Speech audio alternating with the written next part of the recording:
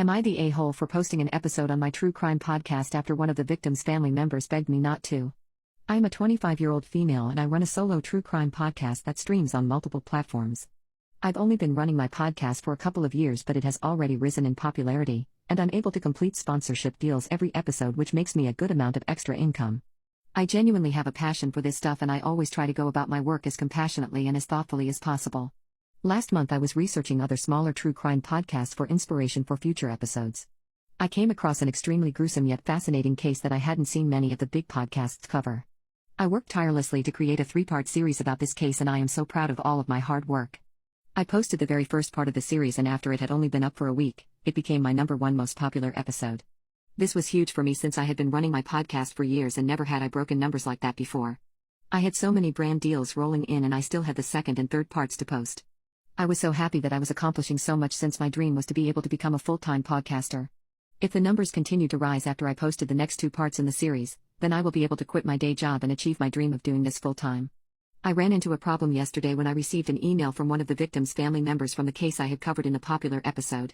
It was from the mother of one of the victims that I had mentioned and spoke about in detail. She had typed out an extremely tragic and heartfelt message, in which she asked me to please stop covering the case.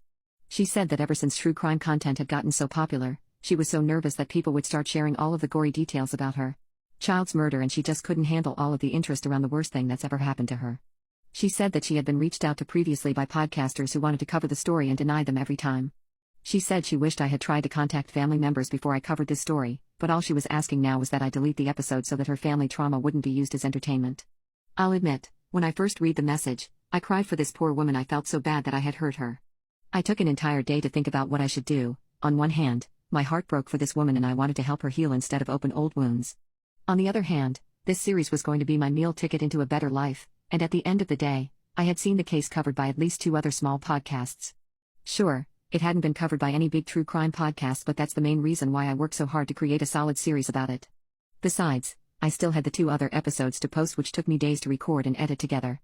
I did so much earnest research on this episode, and as I mentioned, I always try to tell my stories with compassion and respect for the victims' families. When I finally replied to the victim's mother, I told her that as much as I empathized with her, this was my career and I was just doing my job. I sent her the links to the other small podcasters who had covered the story to show her that it wasn't just me talking about her child's case. I ended up posting the next 2 episodes and they immediately blew up. I made more money off of my podcast than I have since I started it. My life completely changed overnight. After I posted the very last part of the series, the victim's mother messaged me one more time. She emailed me a single sentence saying, "You have no humanity, enjoy your blood money."